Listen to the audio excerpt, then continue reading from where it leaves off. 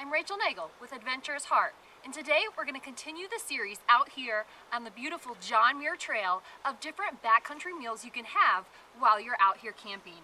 In the past we did the mashed potato bowl. Today I'm going to introduce you to Parmesan couscous. Now you can choose any flavor of couscous you want. I just happen to have Parmesan, but there's mushroom, there's herb chicken, there's all kinds of different kinds. So what we're going to do before we get started with our meal is we're going to make sure that we use proper hygiene while we're out here. So a little bit of hand sanitizer to make sure you stay healthy. We happen to be out here on day 12 on the John Muir Trail, so hygiene is very important. I'm also going to be using just a typical steel pot as well as a butane stove. Either type of pot or stove will work while you're doing this. So back to the Parmesan couscous. It's important that you go ahead and repackage everything at home as part of the plan ahead and prepare, leave no trace principle. You can see I wrote what it is, so when it's in my bear canister, it's easy for me to identify. I also put how many calories are on there. For a long distance hike, it's important. For shorter ones, not as much. So in this bag, a little over 1,000 calories, 539 for a 2 serving. So this is a 2 serving meal. As you can see at home, what I did is I prepped couscous in 1 bag. This happens to be 1 cup of couscous. I use 1 box of the Far East variety, but any type of couscous will work. That's in 1 bag. We'll add that later.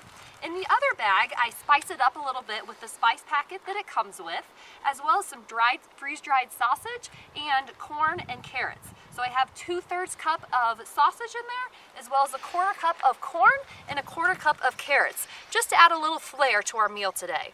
Now, freeze-dried food takes a while to rehydrate. So what we're going to do first is we're going to go ahead and do a cold soak with this. So I'm going to add this bag that was already prepared at home into my steel pot. Zip this up so it becomes a trash bag later. Make sure it doesn't blow away in the backcountry. And then I'm just going to add water. For this amount, I'm going to add 2.5 cups or 20 ounces of water. All of this will be on a little menu that's right here as well. So this is our couscous. So I'm going to add 20 ounces, 2.5 cups. And we're going to go ahead and let this cold soak for 5 minutes while we're out here. So we'll enjoy kind of the scenery and the view out here on the John Muir Trail while this cold soaks. And then after 5 minutes of cold soak, I will heat it up to a boiling point for another couple minutes. And then I will add the couscous and go ahead and let the couscous sit for 5 minutes. So now we'll take a little bit of time, let this cold soak for 5 minutes, and then we'll go from there. Dried veggies, as well as the freeze-dried sausage and the sauce packet have been soaking for about 5 minutes. So we'll just do a little stir here. What we're going to do now is we're going to go ahead and put it on the stove and bring it to a slow boil. So because now I'm going to the stove, I don't want to sit like this anymore, just in case this bowl of boiling water would fall towards me. So I'm going to go ahead and get up to a better position so that if something happens, I can jump away and stay safe in the backcountry. So I made sure my stove is nice and level when I put my pot on it. So I'm going to go ahead and light the stove.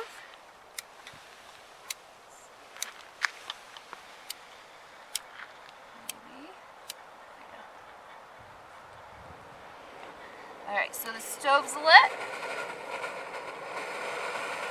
Gonna make sure there's nothing on the bottom of my pot.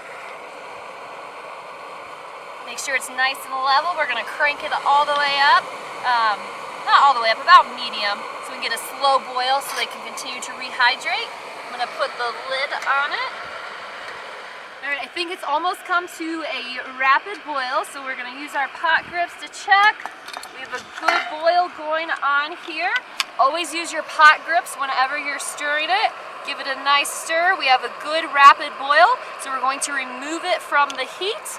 So we're going to remove it from the heat on a nice steady surface. It's always best to go ahead and put your pot off of the stove when you're working on it, or anytime you're away from it. That way you don't accidentally kick it off and potentially burn someone. So we have our freeze-dried, rehydrated veggies and sausage and spice pack in there. So we're going to add our 1 cup of couscous very carefully. This now becomes our trash bag to carry everything out. I'm going to go ahead and stir our couscous in. After we've given it a nice, good, solid stir, we're going to go ahead and wait about 5 to 7 minutes. It will soak up a lot of this water. We'll fluff it and it'll be ready to eat. All right, so it's been about 5 to 7 minutes. We're gonna go ahead and take a look at the couscous. You can see it's really fluffed up quite a bit. So we'll go ahead and take a little stir around here. A little moist, so it'll give you some nice rehydration throughout your day, but it looks like it's fluffed up pretty good. If you like yours drier, use a little less than 2.5 cups. If you like yours a little bit moister, use more. It's kind of personal preference. Just remember, if you are using freeze-dried sausage and vegetables, it does take a while to rehydrate and take some extra water. So I think it is set, it's ready to go. Day 12 dinner is set and ready to go. This is a 2-serving meal, so I'm going to go ahead and dish some of this out. For, again, the cameraman, my husband Phil, back there, so that he has a nice, good meal as well. And then, again, I'm going to eat out of here to minimize dishes. This works as a nice cooling plate. Go ahead, sit back, enjoy, and take a bite.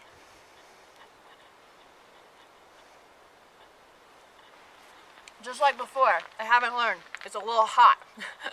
So wait for it to cool down, take another bite, and it's good to go. So Parmesan couscous, another great backcountry meal you can use while you're out here, other than boil in a bag. Have fun exploring some other recipes while you're enjoying the backcountry. Again, I'm Rachel Nagle with Adventurous Heart, and until next time,